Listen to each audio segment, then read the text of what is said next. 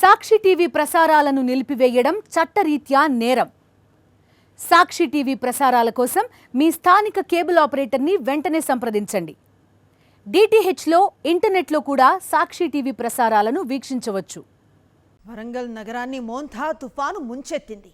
భారీ వర్షానికి 45 కాలనీలు జల దిగ్బంధంలో చిక్కుకుపోయాయి. సిటీలో వరదలు పోటెత్తాయా అన్నంతగా వరుణుడు బీభత్సాన్ని సృష్టించాడు.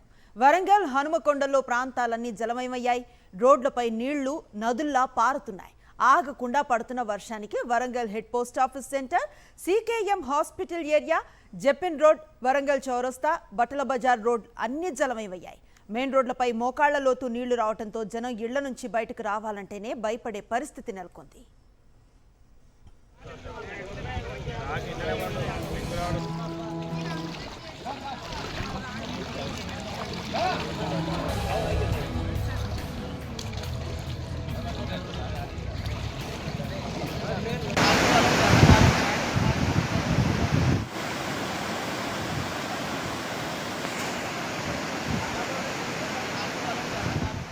వరంగల్ సిటీలో అండర్ బ్రిడ్జ్ కింద నీళ్లు రావడంతో రాకపోకలకు బ్రేక్ పడింది. బారికేడ్లు ఏర్పాటు చేసిన పోలీసులు వాహనదారులను దారి మళ్లిస్తున్నారు. అయితే వరంగల్ జల దిగ్బంధంలో చిక్కుకుపోవడంతో హంటర్ రోడ్ పెట్రోల్ బంక్ పక్కన ఉన్న సోషల్ వెల్ఫేర్ హాస్టల్లో సుమారు 400 మంది పిల్లలు చిక్కుకుపోయారు. సహాయం కోసం ఎదురు చూస్తున్న వారిని రక్షించేందుకు ప్రయత్నాలు జరుగుతున్నాయి.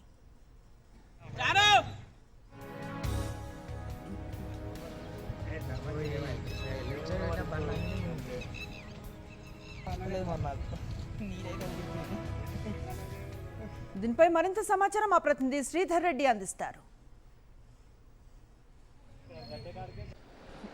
తుఫాన్ ప్రభావం వరంగల్ నగరంపై చాలా పడిందని చెప్పొచ్చు. ట్రై సిటీస్ మొత్తం నీట మునిగున్నాయి. జల దిగ్బంధంలో వందలాది కుటుంబాలు ఉన్నాయి. వేలాది ఇల్లు కూడా నీట మునిగున్న పరిస్థితి కనిపిస్తుంది. చూడొచ్చు, మనం హన్మకొండ హార్ట్ ఆఫ్ సిటీలో ఉన్నాం. హన్మకొండ హైవే రోడ్డు ఈ విధంగా కొట్టుకుపోతున్న పరిస్థితి కనిపిస్తుంది. దాదాపు నయం నగర్ నాలా ఏదైతే మోరు ఉందో విస్తరణ చేసి చాలా పగడ్బందీ నిర్మాణం చేసినప్పటికి కూడా ఆ పై చెరువు, గోపాల్పూర్ చెరువు తెగడంతో పూర్తి స్థాయిలో నీట మునిగిపోయింది. దాదాపు మొత్తం వందలాది ఇళ్ళు నీట మునిగి ఉన్నాయి. ఫస్ట్ ఫ్లోర్ వరకు కూడా నీట మునిగి పరిస్థితి. మొత్తం ప్రభుత్వ కార్యాలయాలు, ప్రభుత్వ స్కూల్స్ కూడా మొత్తం నీట మునిగిపోయాయి. ఈ ప్రాంతంలో ఎవరు కూడా వచ్చే పరిస్థితి లేదు. దాదాపు అటువైపు వడ్డపల్లి ప్రాంతం నుంచి కానీ అటు గోపాల్పూర్ కానీ పూర్తి నీట మునిగిన పరిస్థితి కనిపిస్తున్నాం. మనం చూడొచ్చు, విజువల్స్లో చూపిస్తున్నాం. దాదాపు ఫస్ట్ ఫ్లోర్ వరకు మునిగి ఉన్నాయి. దాదాపు అందరు కూడా పైకెక్కి ప్రాణాలు కాపాడుకుంటున్న పరిస్థితి మనకు కనిపిస్తుంది. అందరు దాదాపు స్లాప్ల మీదనే ఉన్నారు. ఇక్కడ వర్ష బీభత్సం అంటే కేవలం ఈ అర్ధరాత్రి వరకు వర్షం కురిసినప్పటికీ కూడా ఆ తర్వాత ఏదైతే చెరువులు తెగి పడుతున్నాయో ఆ తర్వాత వచ్చిన విద్యుత్కి మాత్రం నగరం అతలకుతలమైందని చెప్పొచ్చు.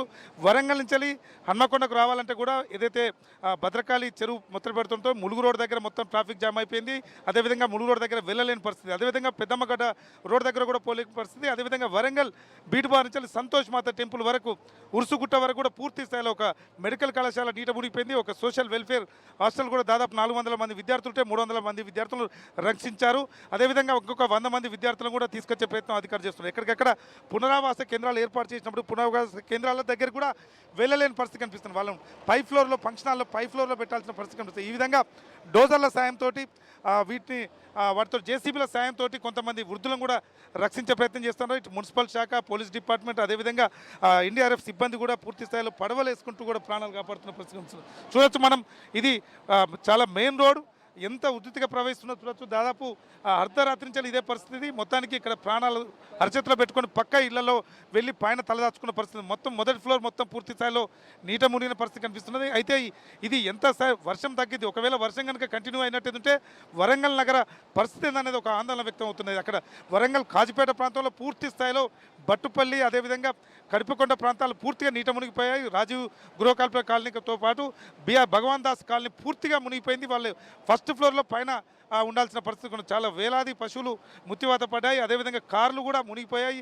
దాదాపు కోట్లాది రూపాయల ఆస్తి నష్టం జరిగింది. ముఖ్యంగా ఆ రూరల్ ప్రాంతంలో వేలాది ఎకరాలు కూడా నీట మునిగిన పరిస్థితి కనిపిస్తుంది. ప్రజలందరూ కూడా సురక్షిత ప్రాంతాలకు వెళ్ళాలి. వాటర్ ఫ్లోటింగ్ ఎదిగా ఉంది కాబట్టి అందరూ కూడా ఫస్ట్ ఆఫ్ ఆల్ వాళ్ళు సురక్షిత ప్రాంతాలకు వెళ్ళాలి.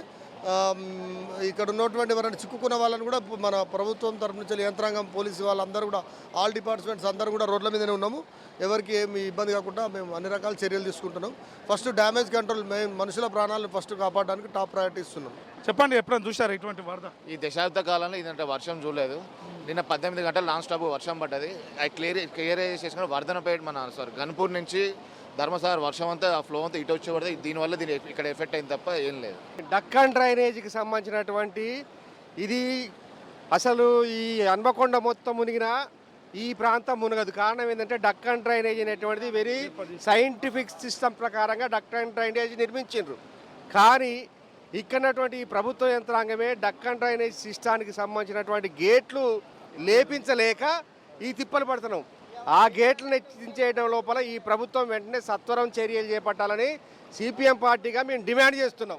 ఒక మెడికల్ కాలేజ్ పూర్తి స్థాయిలో నీట మునిగి ఉంది. అక్కడ పేషెంట్లను కూడా బయట తీసుకొచ్చే ప్రయత్నం చేస్తున్నారు. ఒక సోషల్ వెల్ఫేర్, దాదాపు ఆడపిల్లల సోషల్ వెల్ఫేర్ ఉంది. అక్కడ దాదాపు 300 మంది విద్యార్థులను బయట తీసుకొచ్చారు. ఇంకొక 150 మంది విద్యార్థులను వాళ్ళని కూడా తీసుకొస్తున్నారు చెప్తున్నారు. అదేవిధంగా భగవాన్ దాస్ కాలనీ పూర్తిగా, ఎన్టీఆర్ నగర్ కాలనీ, సంతోష్ మాత టెంపుల్ మాత్రం పూర్తిగా నడుములతో హంటర్ రోడ్ పూర్తి స్థాయిలో నీట మునిగిపోయింది. ఎవరు కూడా సాయం చేయలేని పరిస్థితి. పడవలలో వెళ్తే మాత్రం సాయం చేసే పరిస్థితి కనిపిస్తుంది. ట్రై సిటీస్కు రోడ్లు మొత్తం పూర్తి స్థాయిలో పోయాయి. ముఖ్యంగా ఆ మహబూబాద్ ప్రాంతంలో కూడా ఇదే వర్షం తగ్గినప్పటికీ కూడా ఈ వరద ముప్పు మాత్రం చాలా పొంచి ఉన్నది. లోతట్టు ప్రాంతాలు జలమయ్యాయి. ఇప్పటికైనా అంటే ఎవరు కూడా అవసరమైతేనే బయటకు వెళ్ళాలని చెప్పొచ్చు. గతంలో ఎప్పుడు చూడని బీభత్సం మాత్రం వరంగల్ నగరంలో చూడొచ్చు మనం. ఈరోజు అమర్తో శ్రీధరెడ్డి, సాక్షి న్యూస్, వరంగల్. సాక్షి టీవీ ప్రసారాలను నిలిపివేయడం చట్టరీత్యా నేరం.